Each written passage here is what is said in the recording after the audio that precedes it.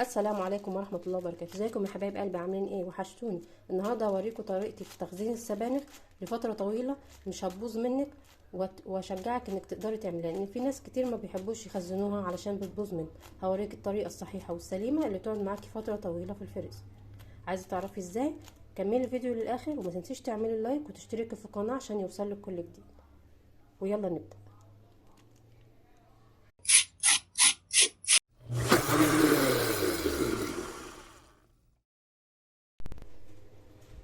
وزي ما انتم شايفين يا حبايب قلبي، دي الكميه اللي انا هخزنها من السبانخ. هوريكم ازاي انا بخزنها، وبتطلع معايا كاني لسه شارياها بطريقه بسيطه وسهله، وهتخلي كل واحده ما تخافش بعد كده ان هي تخزنها، لان في معظم الستات بيخافوا يخزنوها لانها بتطلع منهم زي الدبلانه ومسلوقه كده. لكن انا هعرفكم دلوقتي طريقه سهله وبسيطه بتخليكي مطلعاها من الفريزر كانك لسه شارياها. اول حاجه طبعا بننضفها، بنشيل منها كل اللي فيها الورق الاصفر، دي نضيفه هي ما فيهاش حاجه.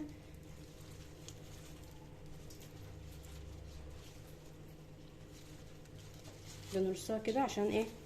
نعرف نقطعها. بتشيلي منها الورقه الصفراء، وبتشيلي منها الورقه اللي بيبقى فيها زي متاكله كده، عشان ممكن يكون في حاجه واكلاها ولا حاجه. بتنضفي السبانخ كلها كده. هي ورقه زي دي كده مثلا، دي تترمى، هي كلها الحمد لله نظيفه زي ما انتم شايفين، كلها جميله ونظيفه ما فيهاش ورق اصفر كتير. وزي دي مثلا برضو بتشيليها.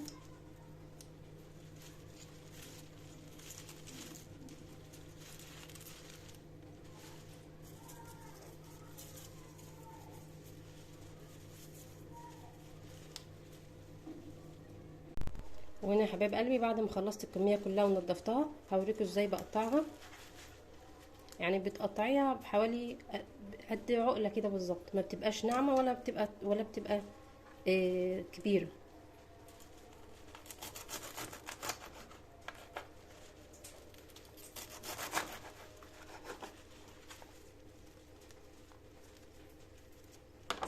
بصوا، طول ما انتوا بتقطعوا كميه بكميه لفيها كده عشان تقدري تتحكمي فيها.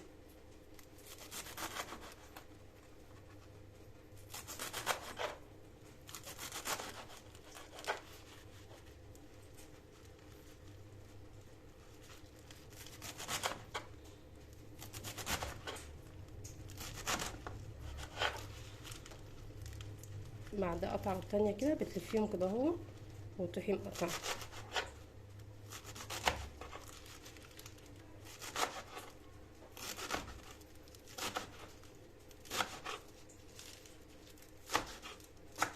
طبعا كلنا عارفين فايده السبانخ، واغلبيه الولاد عندنا ما بيحبهاش، فبتحاولي تعمليها باي طريقه عشان يستفيدوا منها ومن الغذاء اللي فيها.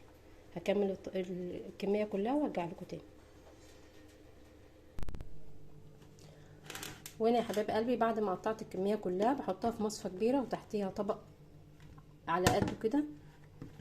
بغسلها بقى، بنزل كل الطين اللي فيها، وبعدين بنقعها في نص فنجان خل وميه.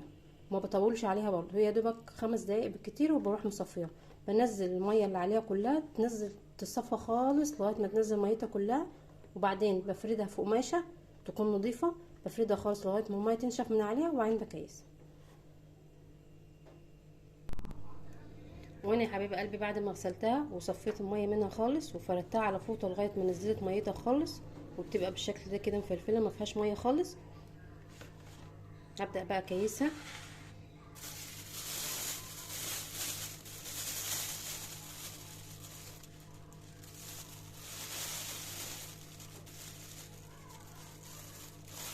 طبعا انت بتعملي كيس على قد الوجبه، انا بعمل كميه قليله علشان السبانخ لما بتبات في التلاجة بتبقى مش حلوه، وكمان بتبقى حادقه، فبعمل على قد الاكله بالظبط.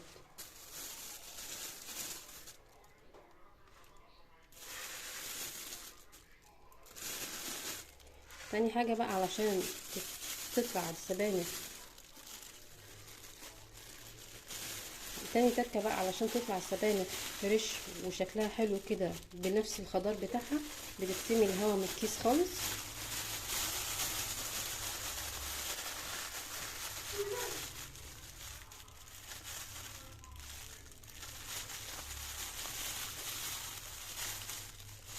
طلعي كل الهواء من الكيس وبعدين تقفليه.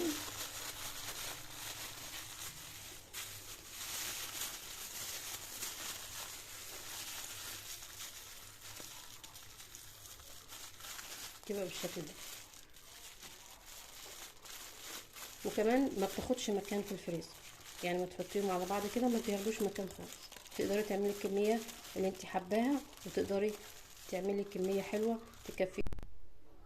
وهنا يا حبايب قلبي خلصت الكميه كلها زي ما انتم شايفين، بخرج منها الهواء خالص علشان ما تبص مني وتقعد معايا لفتره طويله. لو جربي طريقتي، ولو عجبتك ما تنسيش تعملي لايك وتشتركي في القناه عشان يوصلك كل جديد. مع السلامه.